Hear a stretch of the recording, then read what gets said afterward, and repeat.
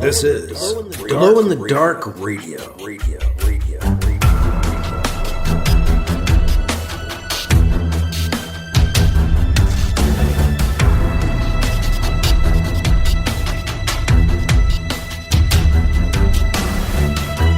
The science fiction podcast with original independent science fiction written and performed by Mike Luoma, with music by Kevin MacLeod.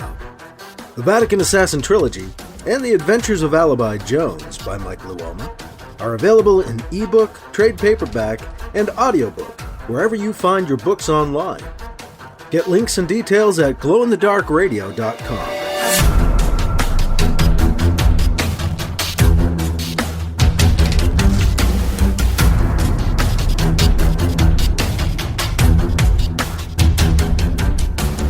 This is the science fiction podcast, Glow in the Dark Radio.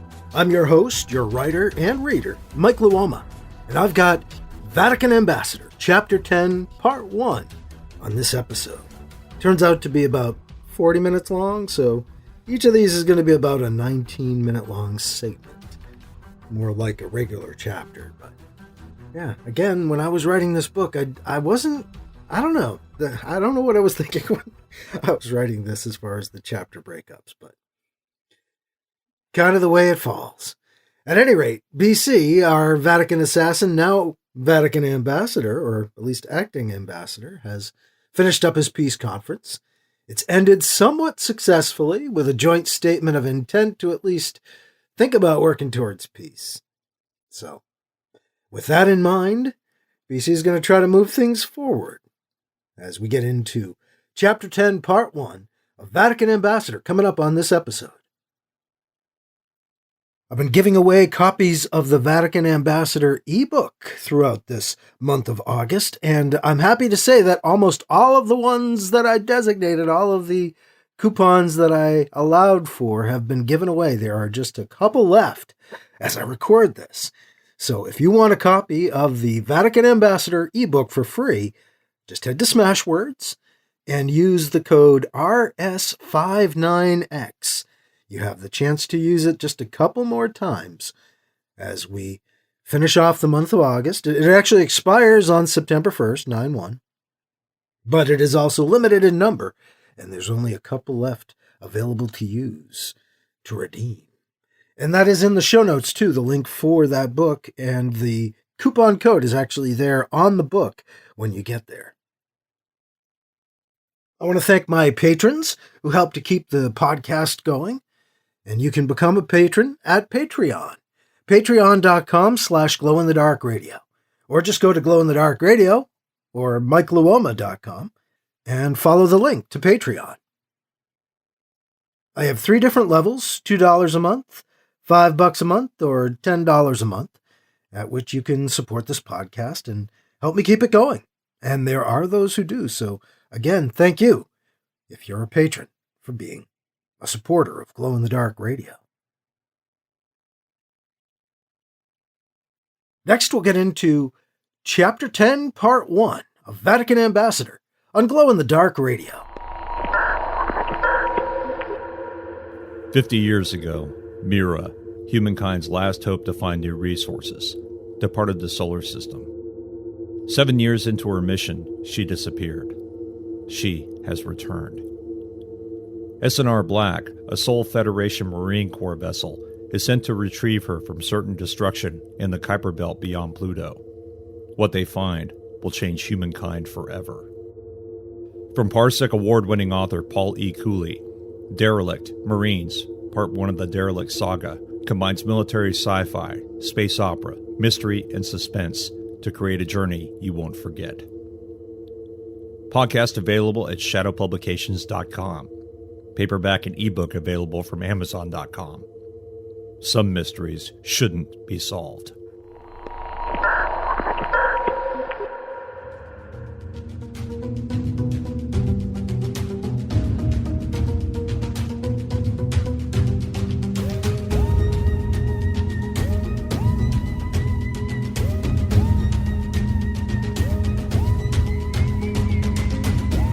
Now here's part 1 of Chapter 10 of Vatican Ambassador on Glow in the Dark Radio.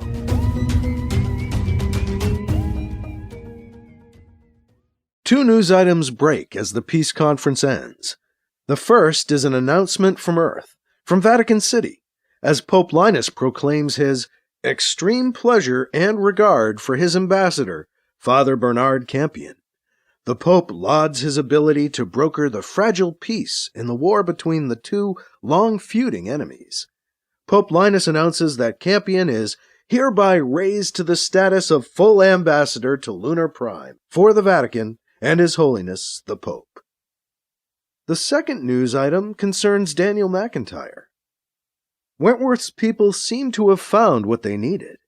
Video leaked from unknown sources to the media from McIntyre's office security cam shows repeated visits to McIntyre's office by a known UIN assassin, Nita Bendix, still at large and wanted for the death of his wife, Meredith McIntyre. The media have a field day speculating on the relationship between McIntyre and his wife's supposed killer. BC notes there's no mention of the Asian girl from McIntyre's past. Maybe McIntyre made a deal with Wentworth to keep that from coming out. But if Wentworth is letting the rest of this play, I can't imagine McIntyre cooperated too much. BC enjoys the reports, but not the attention that he's been getting as a result of being the peace conference's power broker. He's not used to being in the public eye. News organizations have already started trying to dig up dirt on BC. Some reports made mention of an apparently shady past, but most didn't go any deeper.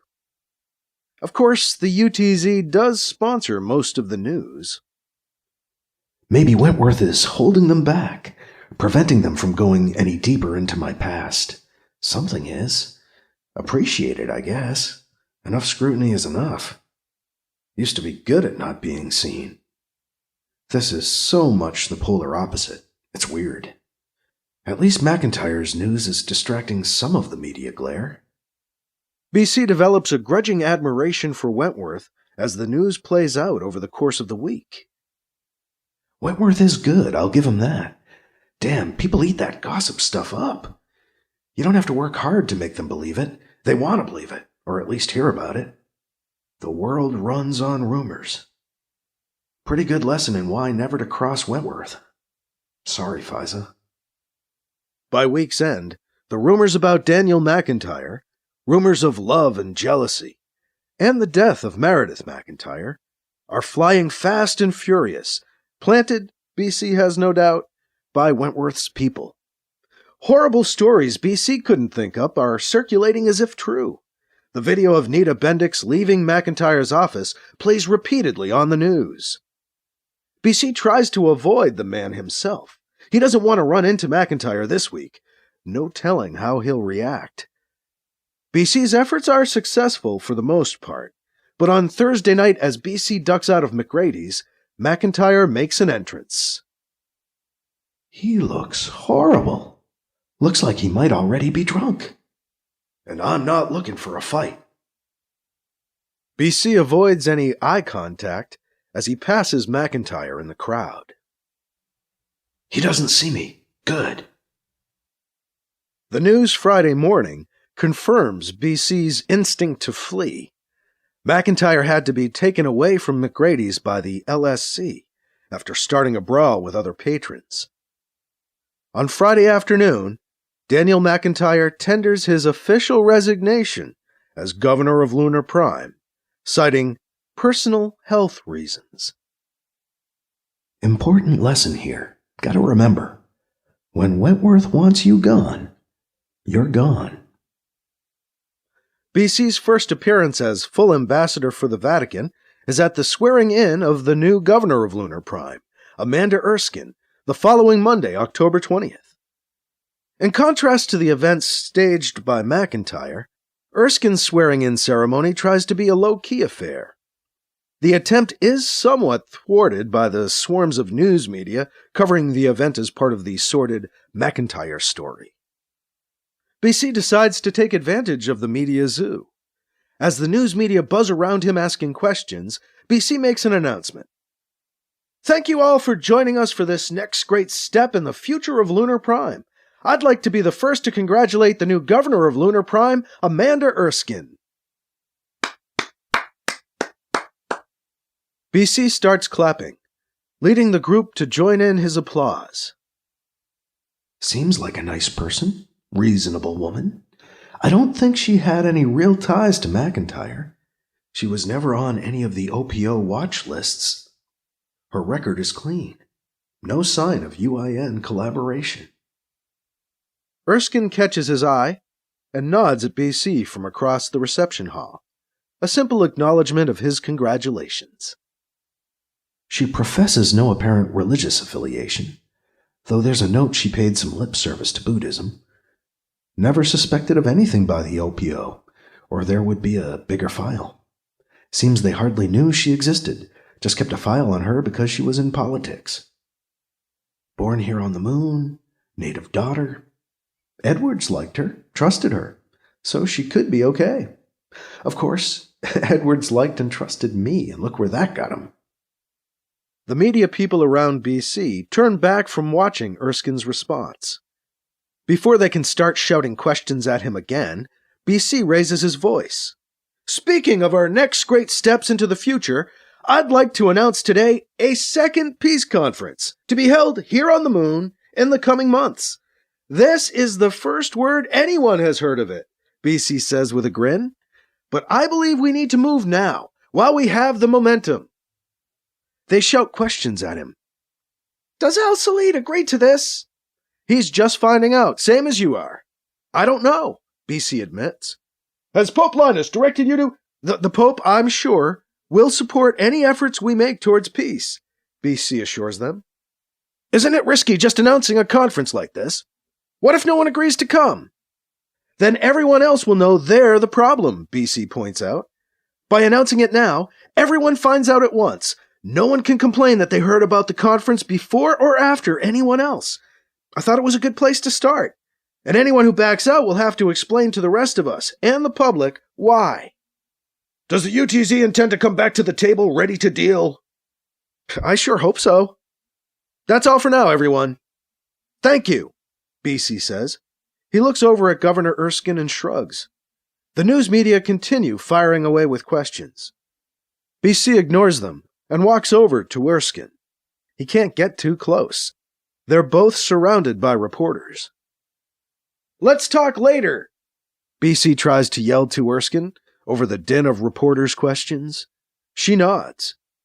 BC leaves his press entourage behind and ducks out of the auditorium. He heads back to the safety and quiet of the Vatican mission. Ha! There, just like that. How about another peace conference? Let 'em chew on that for a while. Not the smartest, most diplomatic way to propose another conference, but I'm hoping it makes it inescapable. Gotta keep the momentum going.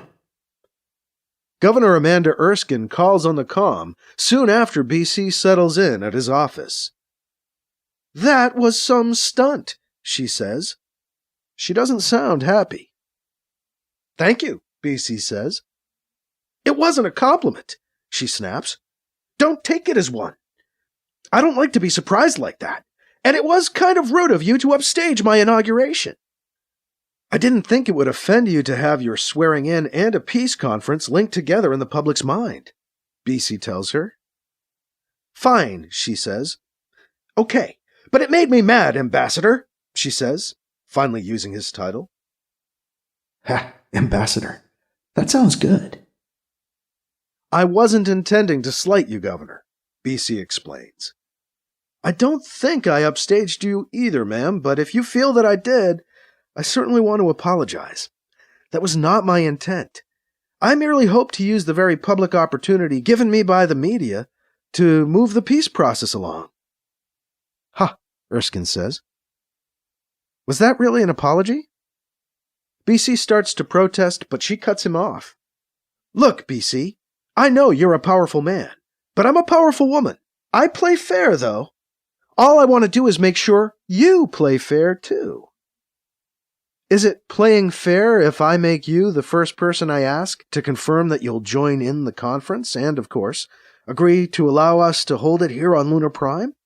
BC says. So now you ask, Erskine says, some anger in her tone. What if I don't give you an answer? Oh, man. Hope I haven't burned this bridge already. That's fine, BC tells her. Certainly your prerogative. I would ask you to please let me know your answer soon, though. Only because if you don't agree to join in, I'll need to find a new location for the conference. That would make me look good, wouldn't it? Erskine says sarcastically. The new governor of Lunar Prime, and one of my first acts is turning my back on a peace conference? She pauses. BC doesn't say a word. She laughs a humorless, ironic laugh. You bastard, she says. You've squeezed me into a corner on my first day on the job. Sorry you see it that way, BC tells her. But I'm hoping everyone feels the same pressure to join in. It's a great cause. I'm in, Erskine says, surprising BC with the abrupt announcement. But only so I don't have to speak to you for a while, Ambassador. I'm not impressed by the recklessness of this whole thing, and I'm not impressed by you. Please, keep your distance for a while. Contact my office with any scheduling needs. Good day. She signs off. Well, I've certainly honked her off. Hope my announcement is received better elsewhere. It is. Both sides are surprised, but also feel forced by the publicity to work with BC. No one backs out. BC's strategy may have been reckless, but it seems to be effective. He manages to set up the follow-up conference for mid-February. With plans set and preparations in the works, BC takes some time off from the diplomacy around Christmas. If I've learned anything, it's that Christmas holds too many memories. Old ones for the Muslims, now new ones for the rest of us. This time of year used to be a happy time, a time for gift-giving and loving your fellow man and all that. Now it reminds us of how cruel we can be to each other. Not a good time of year for diplomacy, at any rate. BC turns to the Vatican mission and his more traditional duties over his Christmas break. The NCC congregation on the moon has actually grown in the last year. The staff has grown as well. Jim Fitzgerald has finally begun studying for ordination to the priesthood. Father Dacombe has stayed on with the Vatican mission, even after BC's return from the Vatican. He's taken over most of the day-to-day masses and sacraments.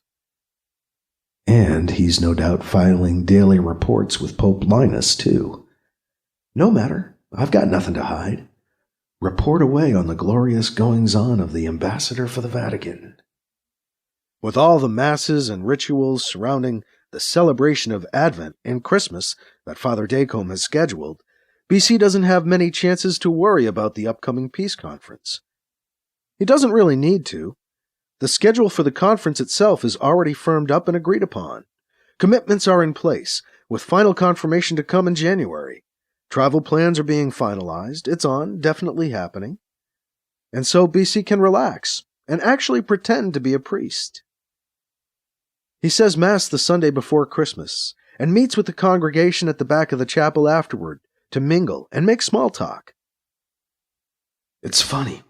I still feel like I'm fooling everyone. I'm no priest. Just play one in real life.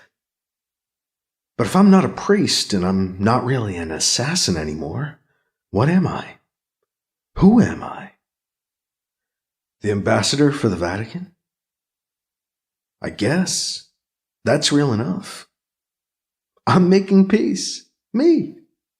Who knew I could be a diplomat? Even though I'm not always diplomatic. After Christmas, BC tries to contact Governor Erskine to go over some of the details of the upcoming conference.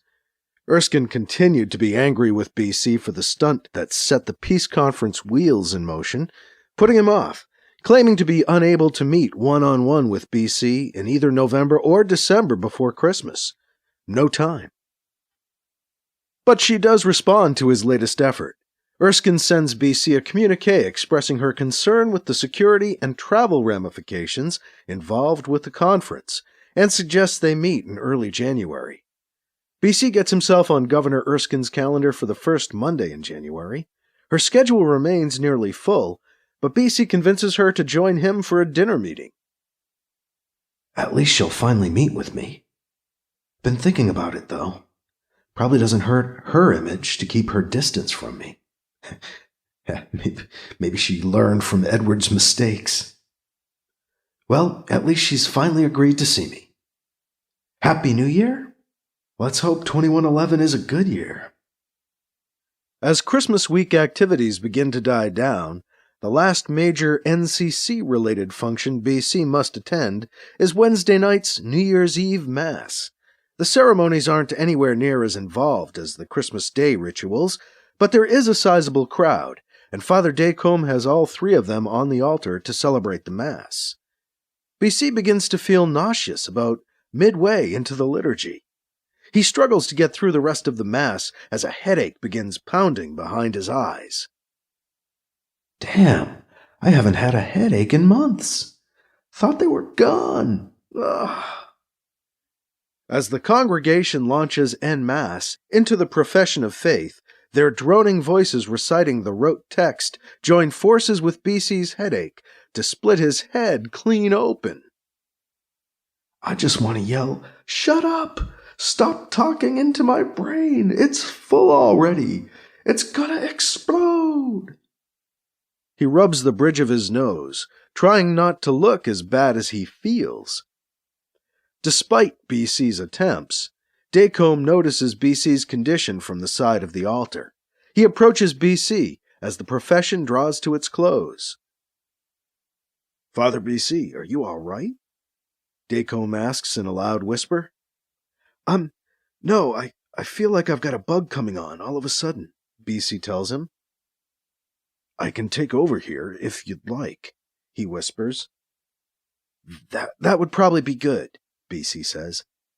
BC shakes Dacombe's hand and then makes his way off the altar. Dacombe steps up to finish the Mass for BC. BC gets out of his vestments in the chapel sacristy. He half walks, half lurches back to his rooms. Fucking headache. Damn. Hope nobody sees me like this. They'll think I'm drunk or worse. I can hear it now. Little early to be celebrating the New Year, isn't it, Father? BC finally makes it into his rooms. Once inside the safety and comfort of his place, he does the only thing he can. He lies down and tries to sleep the headache away. As all around him the population of Lunar Prime celebrates the arrival of 2111, BC greets the new year literally lying down, debilitated by his latest monster headache. BC doesn't miss the party entirely. Relieved, he wakes up headache-free the next morning, the first day of the new year. Luckily for BC, the New Year's celebration goes on for the next 3 days, right through the weekend. BC joins in some of the fun, but by Sunday afternoon, he's had enough.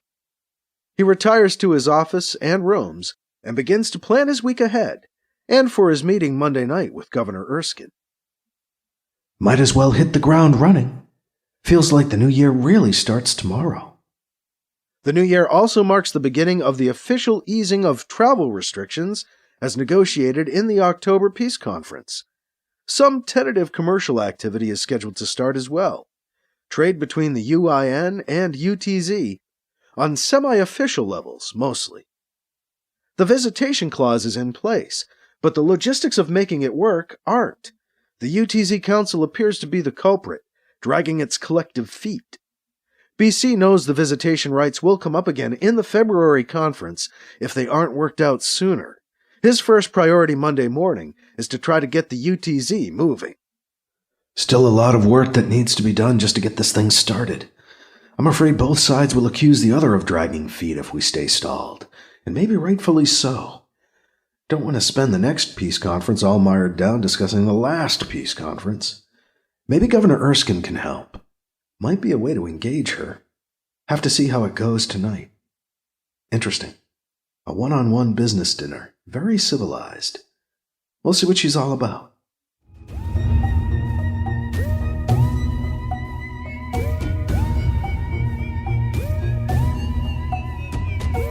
That was Vatican Ambassador Chapter 10, Part 1, on on Glow in the Dark Radio. Let's see what she's all about.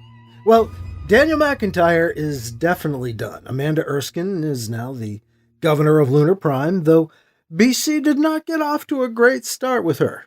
So he's going to try to make that up. Although BC is officially now the Vatican ambassador, which is nice.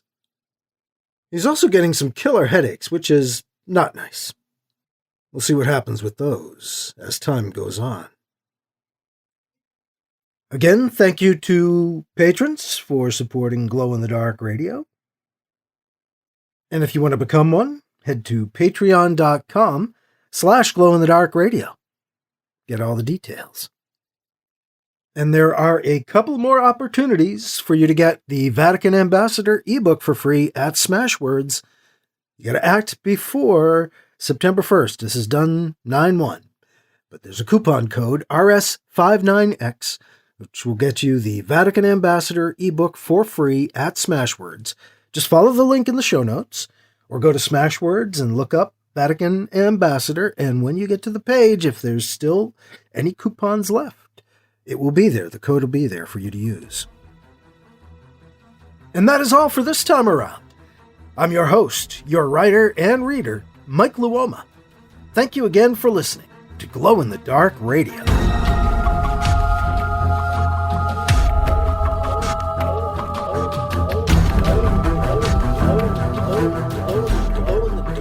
Glow in the Dark Radio.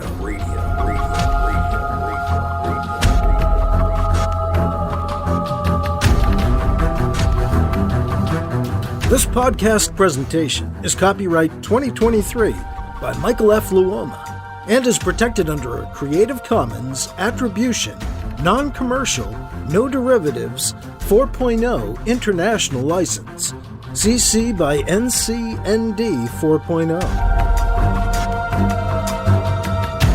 Music by Kevin MacLeod. You can find his work at Incompetech.com.